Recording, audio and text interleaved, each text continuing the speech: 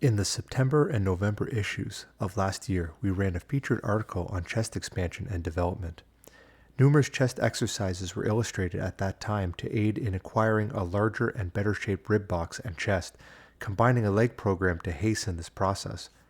Majority of these exercises were old standards, tried and proven over a period of years, with some variety added. Variety in exercise not only gives one more incentive to continue his training, but actually stimulates muscular growth more effectively.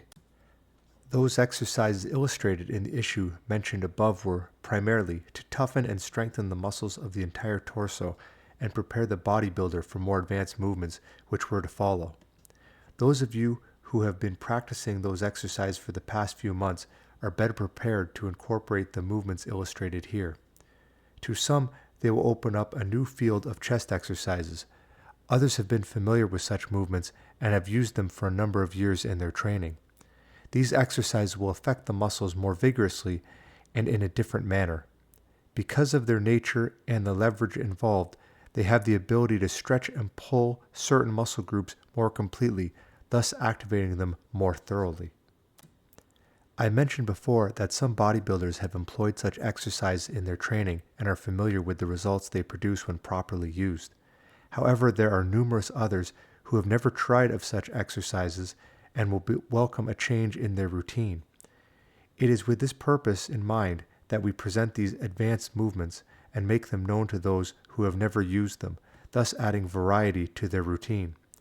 Of the results one anticipates, there is no question, but like anything else, you get only what you put into it. We at the York Group have employed these exercises for a number of years to test their effectiveness in making muscles respond.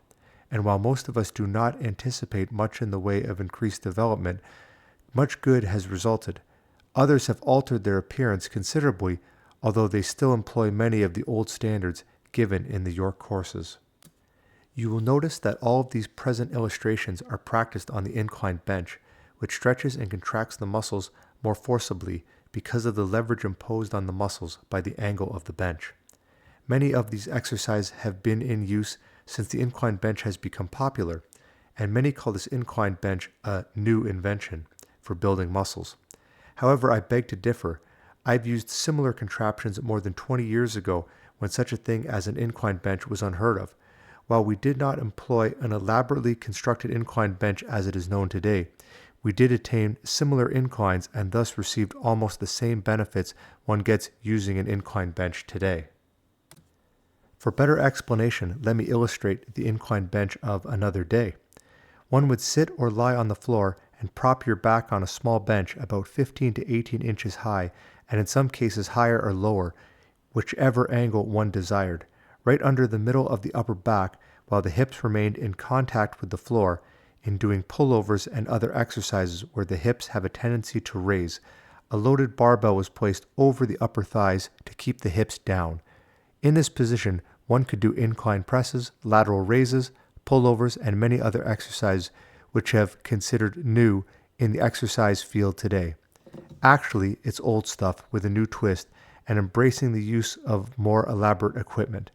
It seems that this form of training was not widely publicized, and while it has been illustrated and written up years ago, not everybody took to it. Consequently, it did not make a hit with the bodybuilders of 15 or 20 years ago.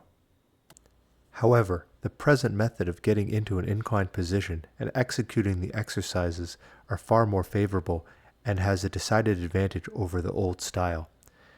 But with it all, many of us had modern advantages than which are popular today, but there were many who didn't feel this new twist was worth the effort to try.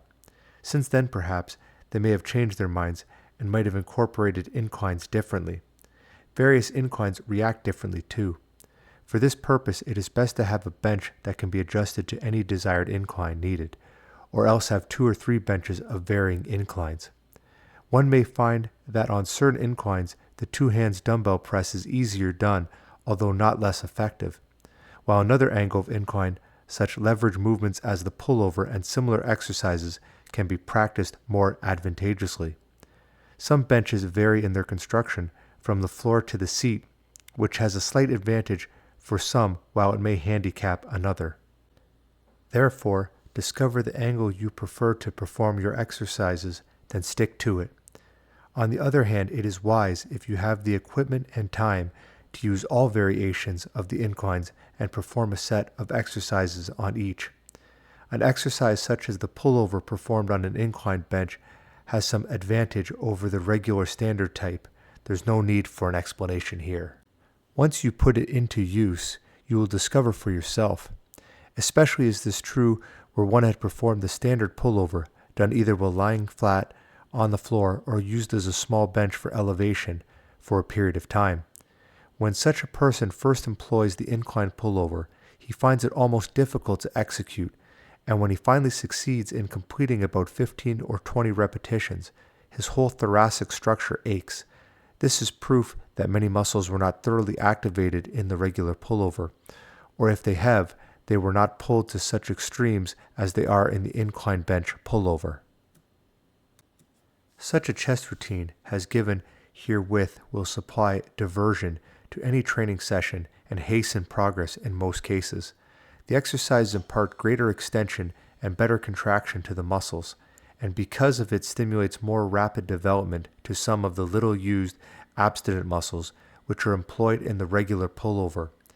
On the other hand, it will benefit those who have a mania for changing their training schedule every few days, because they may find the reaction different and can appreciate the added stretch and pull derived through this form of advanced training.